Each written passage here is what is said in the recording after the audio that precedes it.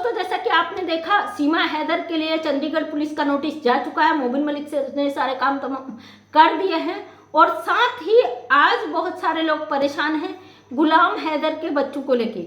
और मेरी एक बहन से बात हुई उनकी लाइव में, तो उन्होंने मुझे बोला दीदी गुलाम हैदर के बच्चों के लिए आप वीडियोस बनाइए, क्योंकि गुलाम हैदर के बच्चे कहीं नज़र नहीं आ रहे हैं। इसके बाबा का जो बर्थडे हुआ था वहाँ पर भी गुलाम हैदर के बच्चे नज़र नहीं आए, बाकी सब लोग नज़र आए, गुलाम हैदर के बच्चे नहीं आए। और उन बहन का ये कहना था कि गुलाम हैदर के बच्चों को ये कुछ भी कर सकती है, ये ऐसी मेंटल सन की साइको औरत है, ये भारत में जो इस पे कार्रवाई हुई है उसके कारण ये कुछ भी कर सकती है, क्योंकि सीमा हैदर मानसिक रूप से बिल्कुल विकृत हो चुकी है। इसका मानसिक संतुलन खराब हो चुका है। अगर इसका मानसिक संतुलन इतना ज़्यादा न बिगड़ा होता तो ये इस तरीके की हरकत न करती कि इस पे इतनी सारी धाराएं, इतने मुकदमे लगने के बाद ये इस तरीके का काम नहीं करती, जिससे इस पर और कानूनी शिकंजे बच जाते। और ये हमारे देश में रह के वो गैर कानूनी काम कर रही है, जो बिल्कुल भी हमारा कानून इजाज़त नहीं देता। अब बात है उन गुलाम हैदर के 4 मासूम बच्चों की। भाई भारत में है तो भारत के लोगों की चिंता जायज़ है, क्योंकि सीमा हैदर एक ऐसी माँ है, उसने कभी परवाह नहीं की उन बच्चों की। बहुत सारे ऐसी चीज़ें आए गुलाम हैदर के बच्चों को लेके, सीसीटीवी फुटेज आए जहाँ पे वो पीटते हुए नजर आए, और छत पे बच्चा जाता हुआ देखा, आता हुआ नहीं दिखा। मतलब घंटों तक बच्चे अकेले छत में रहना, इसका लाइव में रहना। तो लोग अब फिर से परेशान हो चुके हैं कि क्या सचमुच गुलाम हैदर के बच्चे परेशानी में हैं। और जब पब्लिक आवाज़ उठाती है तो ये सीमा हैदर उन बच्चों को सामने ले आती है। इसलिए उन सबका ये कहना है कि आप इस पर आवाज़ उठाइए।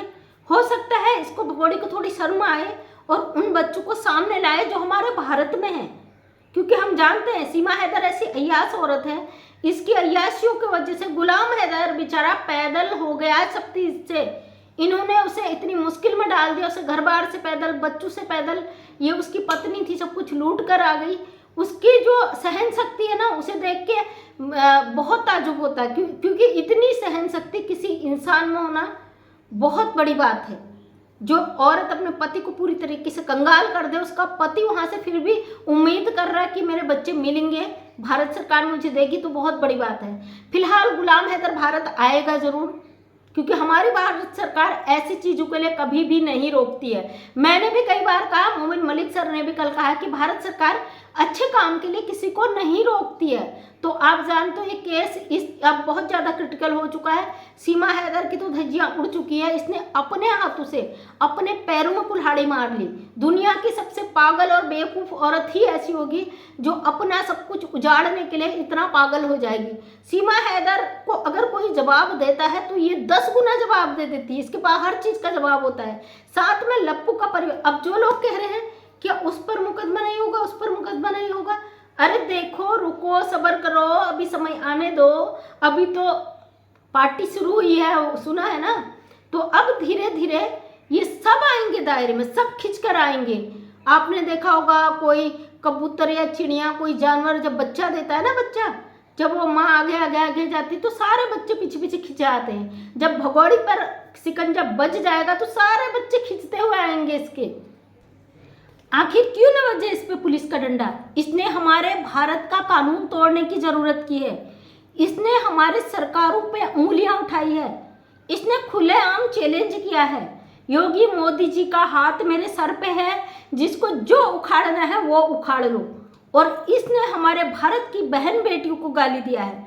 और इसकी जो परसों लाइव चली थी, उस लाइव में खुलेआम कह रही है कि पाकिस्तान में मेरी बहनें बैठी हुई हैं, वो सब भारत में आए। भारत बहुत अच्छा है, यहाँ पे कोई भी अवैध घुसकर आ जाए, भारत में सनातनी बन जाए, और हमारी सरकार है, मतलब हमारी, ये तो इनलीगल है, हमारी सरकार है, उसका पूरा साथ देती। मतलब इसने हमारी भारत सरकार पर सीधे अटैक किया, सीधे उंगली खड़ी की है कि भारत में कोई भी अवैध घुसपैठी आ जाता है, उसकी इज्जत होती है, मान होता है, सम्मान होता है, उसे यहाँ सब कुछ मिलता है।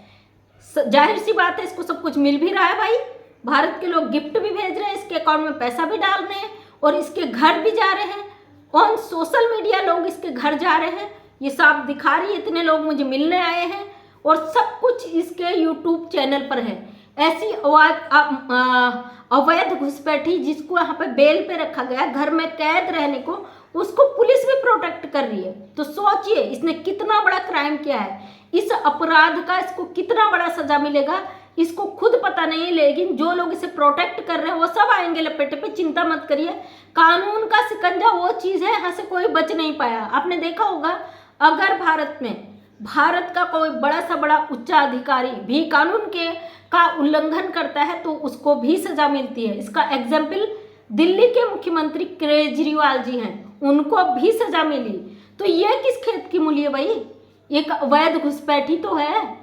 जिन लोगों ने सवाल खड़े किए हैं भारत सरकार पे, मैं आपसे कह दूं ये मामला वहां तक गया ही नहीं था, ये मामला यूपी पुलिस तक था। जैसे ही केस ट्रांसफर होगा, उसकी प्रोसेस भी चल रही है, तो इसकी ना हद पार हो जाएंगी। ये जो इसने बयान दिए हैं, इसने एक बयान नहीं दिया है, ये खुद के ही बयानों में फंसती चली जाएगी। और खुद इसके बच्चों ने बयान दिया है कि हमारी माँ हमारा साथ ना तो पाकिस्तान में देती थी ना इंडिया में देती थी, वो तो केवल फ़ोन में बात करती थी, वो तो केवल अपनी अय्याशियों में रहती थी, हमें कभी समय नहीं दिया।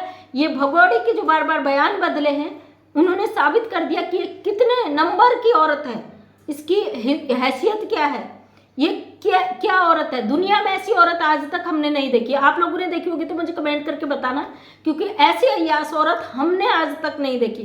तो दोस्तों मतलब हमेशा ऐसे लोगों के खिलाफ आवाज़ उठाती रही हूँ, चाहे मुझे कोई गलत कहे चाहे मुझे कोई सही कहे, मुझे उससे फ़र्क नहीं पड़ता है। मुझे फ़र्क खुद से पड़ता है कि मैं कहीं गलत ना हूँ, कहीं मेरी गलती की वजह से किसी के साथ गलत ना हो, सिर्फ इतना ही मैं सोचती हूँ। लेकिन भगोड़े ने जो हमारे भारत में गंदगी फैलाई है, उसको इसे एक एक चीज़ का जवाब देना पड़ेगा। और जवाब तब जब ये कोर्ट में पेश की जाएगी, और देखते हैं तब इसके पास क्या जवाब होगा कोर्ट में। वहाँ पे सारे सबूतों पे काम चलता है। अगर ये सोचे जज साहब के आगे खड़े होकर मैं कह दूँ मैं प्यार में आई थी, मैं इससे प्यार करती हूँ लप्पू से, मैं तो इसके प्यार के बिना मर जाऊँगी, मैं इनके बिना जी नहीं सकती हूँ, जो कि ये दिखाती है अपनी वीडियो में, मेरा प्यार अमर है, मैं अपने पतिदेव के बिना नहीं रह सकती हूँ। जैसे पतिदेव करती है, जैसे 15, 16, 17 साल की 18 साल की नई नवेली दुल्हन आ जाती है, वो भी ऐसी हरकतें नहीं करती। जो ये हरकतें कर रही है केवल अपने बचाव के लिए कर रही है। अभी ये जो प्रेग्नेंट हुई है, अभी लोगों की राय पे इसने अपने लिए एक मुसीबत और ले ली कि भाई प्रेग्नेंट हो जा, तुझे भारत में शरण मिल जाएगी। अरे बेवकूफ़ हो, इसको गिराते भी इतना ना गिराते कि किसी बच्चे की जान पे बनाती। क्या हद के लोग हो तुम, समझ नहीं आता। ये बददिमाग औरत इतनी अय्याश है कि ये जब इसकी लाइफ में कोई ऐसे मर्द आ जाते, इसकी तारीफ कर दे, इसके चेहरे से फूल गिरने लग जाते। अगर कोई इसको नेगेटिव कमेंट कर दे, अब ये बोल तो नहीं सकती, इसके आंखों से खून उतरने लगता है।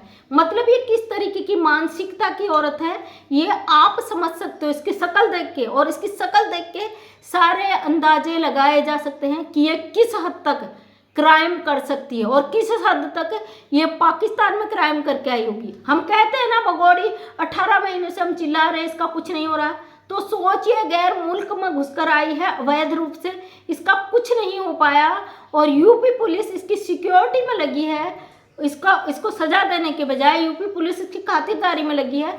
तो सोचिए पाकिस्तान जो इसका अपना देश था, वहाँ क्या क्या नहीं करके आई होगी, क्या क्या इसकी हिम्मत नहीं रही होगी।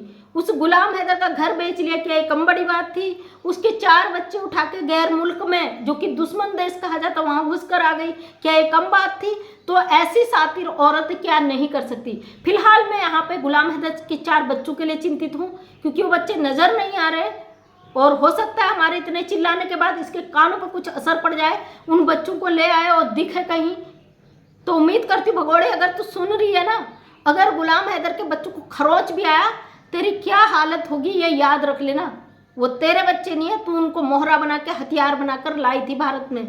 उन मासूम बच्चों को अगर जरा सा भी कुछ हुआ तो तेरी बैंड तो बजनी है अच्छी तरीके से। सोच ले, जेल में भी तेरा पल पल इतना बुरा गुजरेगा कि तू सोच भी नहीं सकती।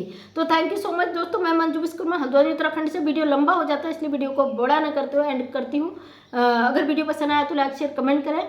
नेक्स्ट टाइम मेरा वीडियो देखना चाहते हैं तो चैनल को सब्सक्राइब करें। थैंक यू सो मच, सभी का दिल से धन्यवाद।